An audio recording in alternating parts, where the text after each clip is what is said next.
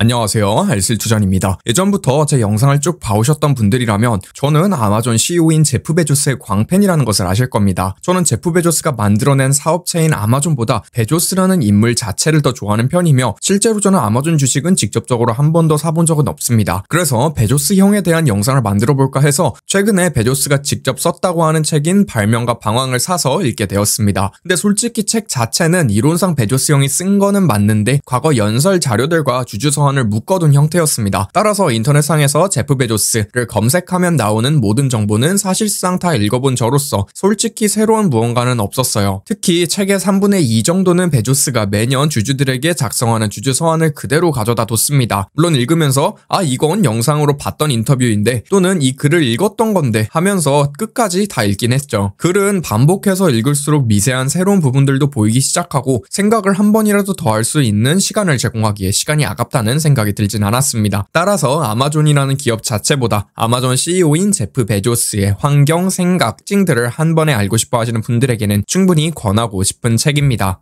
제가 책 추천하려고 영상을 만들었을 리도 없고 썸네일과 제목에서 미리 보고 오셨다시피 이번 영상에서는 제가 제프 베조스에 매료된 3가지 이유에 대하여 이야기해보도록 할게요. 그리고 오늘 영상을 보신 후에 구독자 여러분들도 모두 다 베조스 형의 광팬이 되도록 합시다. 인트로 빌드업이 역대급으로 길었는데 구독과 좋아요는 꼭 한 번씩 눌러주세요. 제가 아마존 CEO인 제프 베조스에게 매료된 3가지 이유는 3단어로 해결할 수 있습니다. 베조스는 공돌이이자 금융맨이자 선교사이기 때문에 매료가 되었죠. 베조스는 뛰어난 사업가로 알려져 있지만 저는 뛰어난 사업가는 이 3가지 특징들이 발현된 결과값이라고 생각하지 절대 뛰어난 사업가로서 베조스를 보면 안 된다고 생각합니다. 일단 전통적인 프레임에서 이과의 끝판왕인 공돌이와 문과의 끝판왕인 금융맨이 합쳐진 현재 한국 사회에서 열심히 밀고 있는 문이과 통합형 인재가 바로 베조스 형이라는 것을 바로 알 수 있습니다. 3가지 키워드에 대하여 자세하게 해부해보도록 하죠. 제프 베조스는 학생 시절부터 공부를 잘했으며 컴퓨터를 좋아하는 학생이었습니다. 학교를 다닐 때부터 거의 모든 과목에서 A+를 받는 우수한 학생이었다고 하죠. 고등학교를 다닐 때에는 어떤 기업에서 학교에 기증한 컴퓨터로 게임을 하는 등 컴퓨터를 좋아하는 모습을 일찍이 보였습니다. 참고로 베조스 형은 1964년생으로 고등학교를 다닐 때는 1980년이 됩니다. 즉 상당한 얼리 어댑터였다는 것이죠. 베조스는 최고의 이론 물리학자가 되겠다는 꿈을 가지고 프린스턴 대학에 진학을 하게 됩니다. 근데 자신의 한계, 지능의 한계를 느끼고 컴퓨터 공학으로 전공을 바꾸어 버렸다고 합니다. 세계 굴지의 기업을 키워냈을 정도로 명석한 두뇌를 가지고 있을 텐데 지능의 한계라니 무슨 일이 있었는지 살펴보도록 하겠습니다. 대학교 3학년 때쯤 전기공학 수업을 들었다고 합니다. 베조스와 친한 친구 조가 3시간 동안 끙끙대도 풀지 못했던 문제를 요산타라는 친구가 문제를 보여주자마자 암산으로 풀어냈다고 하죠. 그리고 암산으로 푼 문제의 풀이 과정을 노트 3페이지에 걸쳐서 보여주며 3년 전에 풀어본 문제와 비슷하다며 암산으로 풀어냈다고 합니다. 이때 베조스는 자신이 결코 뛰어난 물리학자가 될 수 없음을 깨닫고 전기공학과 컴퓨터공학으로 전공을 바꾸게 되었다고 하죠. 어쨌든 이렇게 배운 컴퓨터 관련 지식으로 아마존의 현재 현금 제조 사업인 AWS를 만드는데 엄청난 도움이 되었다고 생각합니다. 실제로 기술 관련된 전문적인 내용들은 CEO 선에서 모르는 경우가 꽤 많고 특히 최근 들어서 기술 발전의 속도가 엄청나게 빨라지며 경영진이 신기술에 대하여 알기가 상당히 어렵습니다. 근데 베조스의 주주 서한이라든지 연설 몇 개만 보셔도 이 사람은 왜 이 기술이 중요한지 알고 있다는 느낌이 확 오는데 이게 공돌이 백그라운드가 일조했다고 보고 있죠. AWS에 대한 이야기는 뒤에서 좀 더 해볼게요. 금융맨 제프 베조스는 이제는 꽤 많이 알려진 것 같죠. 프린스턴 대학 졸업 후 베조스는 D.E. Shaw라는 헤지펀드에 취업을 하게 되었습니다. D.E. Shaw는 수학적 기법들로 시장에서 수익을 창출하는 퀀트 펀드이며 30빌리언 달러, 한화 33조 원 이상의 자산을 운영하고 있죠. 위키피디아에 적혀있는 기준으로는 미국에서 운용 자산 규모 10위인 펀드라고 합니다. 하여튼 포인트는 남부러울 게 전혀 없는 굴지의 투자회사에 취업을 했으며 부사장까지 올라갔다고 합니다. 베조스의 주주 서한들을 보면 CEO 또는 사업가 입장에서 쓴 문구보다 투자자 입장에서 쓴 문구가 압도적으로 많습니다. 다음 주에 업로딩할 제프 베조스의 재무제표 강의 그리고 좋은 주식 고르는 방법에 대한 영상에서 어떤 의미로 투자자의 관점과 비슷한지 자세하게 살펴보도록 하자고요. 주주 서한에서 반복적으로 등장하는 문구들 중 가장 투자자스럽다고 느끼는 문구는 바로 회계처리 장부의 외관을 그럴듯하게 만드는 일과 미래 현금 흐름의 가치를 극대화시키는 일 중 하나를 선택해야 한다면 우리는 후자를 택할 것이다 라는 문구입니다. 저렴한 표현으로는 월스트리트에게 잘 보이기 위하여 재무제표에 장난을 하는 것과 미래에 더 많은 돈을 벌기 위하여 재투자 및 비용 처리가 필요하다면 후자를 선택한다는 것이죠. 이 문구는 정말 반복적으로 등장하고 주식 주식 투자를 하시는 구독자 여러분들에게도 굉장히 중요한 내용이라고 생각합니다. 그래서 다음 주에 이 한 문장이 무슨 의미를 가지는지 10분짜리 영상으로 정리를 해보려는 것이죠. 세 번째로 제가 매료된 포인트는 선교사적 성격을 가졌기 때문입니다. 사실 선교사라는 단어를 베조스를 표현하는데 제가 직접적으로 사용한 것은 이번이 처음입니다. 원래는 큰 그림을 그리는 사람 정도로 표현을 했었는데 선교사가 더 맞는 것 같더라고요. 베조스는 기본적으로 고객, 주주, 직원들, 그리고 인류, 지구에게까지도 가치를 창출시킨다라는 관점으로 아마존 경영 및 투자를 하고 있습니다. 단순하게 1차원적으로 기업의 수익성을 위하여 환경을 파괴하지 않고 다 함께 커갈 수 있는 지속 가능한 성장 모델을 만들고 있죠. 물론 직원 관련해서 여러 가지 문제들도 있었고 반독점 관련해서도 계속 문제가 되고 있긴 합니다. 이번에 책에서 다 이미 봤던 내용들인데 새롭게 제 머릿속에 자리 잡은 내용이 바로 오프라인 신선 제품 매장을 운영하는 홀푸드를 인수하며 했던 말들이었습니다. 선교사는 자신의 제품이나 서비스에 애정을 가지며 고객을 아끼고 훌륭한 서비스를 구축하기 위해서 노력을 한다고 합니다. 이 문장을 잘 보시면 기업의 수익성을 극대화한다는 등과 같은 문구는 단 하나도 없죠. 반면에 용병은 기업의 주가를 높이기 위해서만 애쓰는 부류라고 합니다. 근데 모순적인 부분은 더 많은 돈을 버는 쪽은 선교사라고 합니다. 즉 큰 그림을 그리고 뭐가 중요한지 가치가 어떻게 창출될 것인지를 아는 사람이 결국 성공한다는 것이죠. 이제 이 세 가지 베조스의 특징으로 아마존이 현재 하고 있는 사업들을 다시 살펴보겠습니다. 먼저 아마존은 온라인 쇼핑몰을 운영하고 있으며 배송의 속도가 온라인 쇼핑 경험에 있어서 가장 중요합니다. 현재 대도시의 경우 1시간짜리 배송도 있다고 하며 프라임 멤버십을 기반으로 한 대규모 빠른 배송의 속도는 점점 빨라지고 있습니다. 배송 속도라는 게 천문학적인 비용이 들어가며 기업 이익 활동에 사실상 배반이 되는 전략입니다. 단순하게 과장을 하자면 3일짜리 배송은 1달러가 드는데 이틀짜리 배송은 3달러가 들고 하루짜리 배송은 10달러가 들고 12시간짜리 배송은 30달러가 드는 식으로 비용이 기하급수적으로 증가한다는 것이죠. 하지만 아마존은 선교사적인 성격으로 고객이 더 빠른 배송을 원할 것을 생각하고 배송의 속도를 지속적으로 높여왔습니다. 이 부분은 다른 기업들과의 경쟁력을 키우기 위하여 배송의 속도를 높였다고 대중에서 말하곤 하는데 저는 개인적으로 경쟁적인 이유보다는 고객이 원해서 속도를 높이다 보니 경쟁력으로 변한 케이스가 아닐까 생각하고 있습니다. 즉 경쟁사를 죽여야 한다는 부정적인 이유로 시작되기보다는 긍정적인 이유로 시작되지 않았나 싶어요. AWS는 주주 서한만 읽어보셔도 공돌이가 아니라면 절대 생각할 수 없는 사업이었다는 것을 아실 겁니다. 과연 2000년대에 클라우드 컴퓨팅이 세상의 컴퓨팅 방식을 바꿀 것이라 생각한 CEO가 몇이나 될까 궁금합니다. 물론 기술을 총괄하는 CTO라든지 기술 관련 연구를 하는 연구원은 클라우드 컴퓨팅이 세상을 바꿀 것이다 라고 말하는 것은 상대적으로 쉽습니다. 하지만 경영 사이드와 기술 사이드, 마케팅 사이드 등 모든 기업 활동을 통틀어서 생각을 해야 하는 CEO가 이런 트렌드를 보기는 상당히 어려운 것 같아요. 즉 AWS가 정확히 컴퓨터를 사랑하는 공돌이적 성격, 미래 수익성을 계산하는 금융맨의 성격, 인류를 위한 선교사적 성격의 삼위일체 사업이라고 생각하죠. 공돌이와 금융맨은 그렇다 쳐도 AWS가 뭐가 선교사냐라고 물으시겠죠. 클라우드 인프라 덕분에 수많은 인터넷 기업들이 저렴한 창업 비용으로 탄생할 수 있게 되었습니다. 대충 저희 핸드폰에 깔려있는 수많은 앱들 중 소형 기업이 만든 앱은 아마도 AWS 같은 클라우드 인프라를 이용하고 있을 것입니다. AWS는 그림을 그릴 도화지를 비교적 저렴한 가격에 판매한 것이고 우리는 그림만 그릴 수 있는 환경을 조성해 준 것이죠. 반대로 말하자면 AWS 같은 친구가 없었더라면 이렇게 수많은 창작물이 튀어나올 수가 없었다는 것입니다. 물론 2010년도부터는 머신러닝, AI, IoT 등도 클라우드 컴퓨팅으로 처리하기 시작하며 활용하는 기업들의 범위가 좀 많이 늘어났죠. 아마존 마켓플레이스도 사실 알고 보면 굉장히 모순적인 사업입니다. 마켓플레이스는 아마존의 직원이 아닌 제3의 셀러가 아마존 플랫폼에서 물건을 판매하는 사람들이죠. 아마존이 애초에 그 물건을 소싱해서 팔면 되는데 왜 굳이 직원도 아닌 사람들을 불러와서 돈을 벌게 해주냐, 니네 매출 뺏기는 거잖아 라는 관점으로 볼 수 있습니다. 이제 여기에서 금융맨의 성격과 선교사의 성격이 공존하게 됩니다. 선교사적으로는 아마존 사용자들에게 더 다양한 품목의 제품들과 더 낮은 가격으로 제공할 수 있는 기회를 제공하는 것이죠. 예시로 물건 제조사가 아마존에서 물건을 팔면 아마존은 무슨 짓을 해도 제조사보다 물건을 싸게 소싱해서 팔기가 불가능합니다. 즉 직접적인 수혜는 아마존에게 돌아가기보다는 물건 제조사와 소비자에게 돌아가는 것이죠. 이제 금융맨적인 성격으로는 전통적인 재무 전략은 아무래도 재고 부담에 대한 부분이 되겠죠. 잘 팔릴 만한 물건들만 아마존에 팔고 잘 안 팔리는 롱테일 제품들은 마켓플레이스 셀러들에게 넘김으로써 안 팔리는 물건들의 재고가 쌓일 위험을 없앱니다. 이외에도 아마존 웹사이트 트래픽을 공짜로 가져올 수 있다는 플랫폼 효과도 존재하죠. 결론적으로 베조스의 이러한 세 가지 특징들이 정말 잘 발현된 유기체가 아마존이라는 기업이라고 볼 수 있습니다. 같습니다. 개인적으로 투자에 활용할 만한 아이디어로는 선교사적 성질을 가지고 있는 기업에 투자하는 것이라고 생각합니다. 흔히 윈윈하고 있는 기업들이죠. 이러한 기업들이 대체로 오래가고 멀리가고 무엇보다도 크게 되는 것 같습니다. 구독자 여러분들도 이번 영상을 통하여 제프 베조스의 광팬이 되시길 바랍니다. 오늘도 긴 영상 시청해주셔서 감사하고 좋은 하루 보내시길 바랍니다.